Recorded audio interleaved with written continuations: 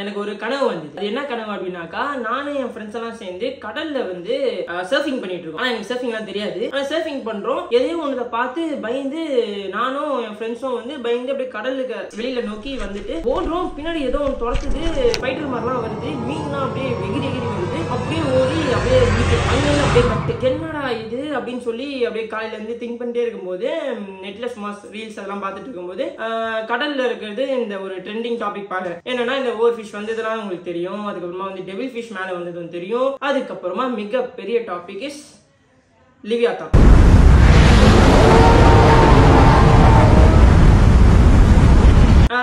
இந்த லிவியாதானை பத்தி ஏன் நம்ம பேசக்கூடாது அப்படின்னு சொல்லி எனக்கு வந்து ஸ்ட்ரைக் ஆச்சு. சரி, ஏன் அப்படின்னாக்கா இந்த முக்கியமான இந்த கனவு. இந்த லிவியாதான் அப்படின்னா என்ன அப்படின்னா, அது வந்து ஒரு சி செர்பென்ட் நான் பார்த்த வரைக்கும் அது வந்து ஒரு பாம்பு வடிவத்துல இருக்கும் அப்படின்றாங்க. சம மிக பெருசா இருக்கும் அப்படின்றாங்க. அது ஒன்ஸ் கண்ணை முழிச்சுது அப்படின்னாக்கா உலகத்துல மிகப்பெரிய பேரழிவாகும் அப்படின்னு சொல்லி நிறைய இடத்துல ரிலீஜியஸ் அந்த இதுல எல்லாம் வந்து குறிப்பிட்ட வரைக்குது.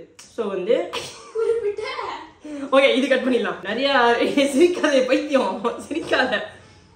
நிறைய ரிலீஜியஸ்ல வந்து சொல்லப்படுகிறது. ஸோ வந்து அவங்க வந்து என்ன இதெல்லாம் சொல்றாங்கன்னா, இந்த கிறிஸ்டியானிட்டி அண்ட் தென் ஜூவிஷ் இதெல்லாம் வந்து நான் சொல்றேன், ஒன்னொன்னா சொல்றேன். ஸோ இது கண்ணை முடிச்சா வந்து கன்ஃபார்ம் வந்து உலகத்துல பேரழிவு ஆகும் அப்படின்னு சொல்லி ஜப்பான்லாம் வந்து நம்பிட்டு இருக்காங்க. ஸோ அந்த நாசா வந்து ஸ்டார்டிங் ஸ்டேஜ்ல வந்து ஒரு கடல்ல வந்து டீப்பஸ்ட் ஆழத்துல போயிட்டு ஒரு ஆராய்ச்சி வந்து ஸ்டார்ட் பண்றாங்க. அந்த ஆராய்ச்சி ஸ்டார்ட் பண்ணும்போது லிவியாதானோட தடைகளை வந்து அவங்க பாக்குறாங்க, பயந்து வந்துடுறாங்க அப்படின்னு சொல்லி சொல்லப்படுது. ஸோ ஸ்பேஸ்ல வந்து அவங்களோட சயின்டிஸ்ட் அந்த ஆராய்ச்சி வந்து பண்ணி மாஸ்க்லாம் சோ அந்த மாதிரி பண்றாங்க. சோ இது வந்து அப்படியே மூடி மறைக்கப்பட்டு உள்ளது.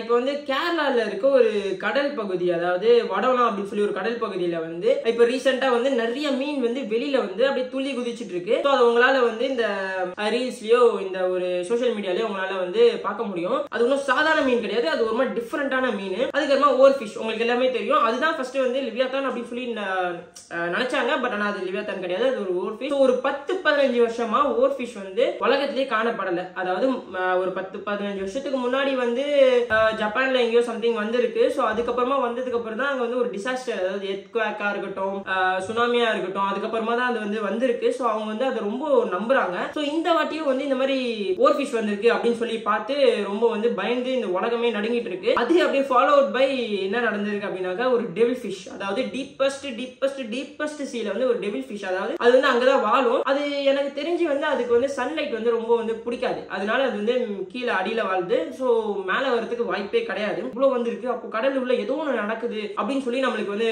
நம்ம நினைப்போம், பார்த்திருப்பீங்க. இருந்தாலும் நான் உங்களுக்காக சொல்றேன். முன்னாடி வந்து ஒரு லைட் மாதிரி அது வந்து தொங்கிட்டு இருக்கு. அந்த ஒரு லைட்டை வச்சுதான் அது வந்து அதோட இறைய வந்து சாப்பிடும். அது வாய் எப்பவுமே ஓப்பன்ல தான் இருக்கும். ஓவர் ஃபிஷ் வந்திருக்கு. இதெல்லாம் வந்து எந்த முக்கியமான ஒரு புள்ளியை வந்து குறிக்குது, அதாவது கடல் உள்ள வந்து இதனாலதான் இது நடக்குது அப்படின்னு சொல்லி நம்பப்படுது. அதுதான் லிவியாதான்.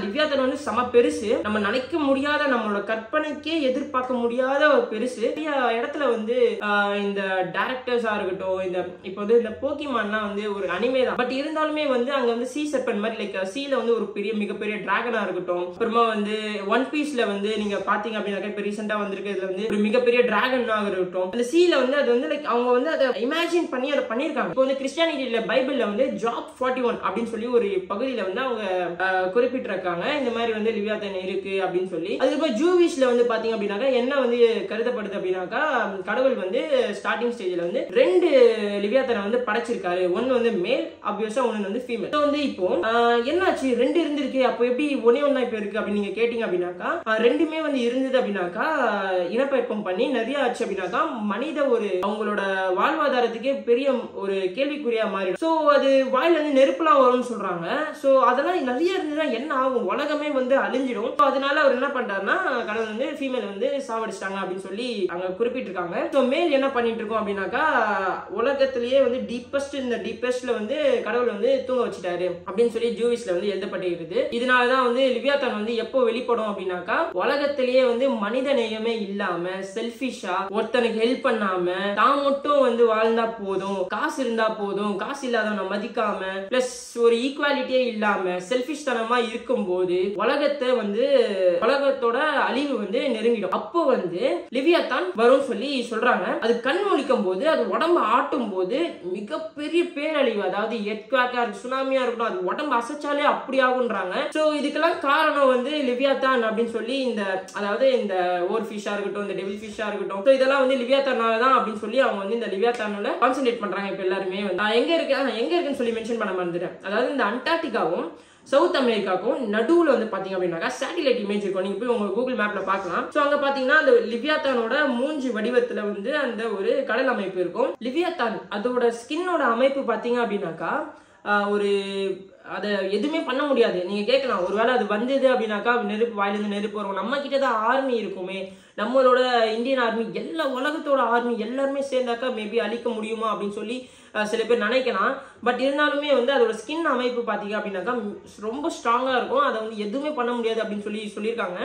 அந்த வாயிலேருந்து நெருப்பு வரும், செம பெருசு. பார்ப்போம் உண்மையா இல்லையா அப்படின்னு சொல்லி நீங்கள் என்ன நினைக்கிறீங்க அப்படின்னு சொல்லி கமெண்ட் செக்ஷனில் சொல்லுங்கள். உண்மையாக இருக்குமா இல்லை பொய்யா இருக்குமா?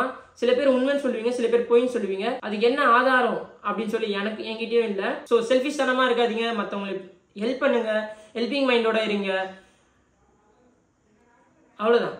நல்ல மனிதர்களாக இருங்க. ஸோ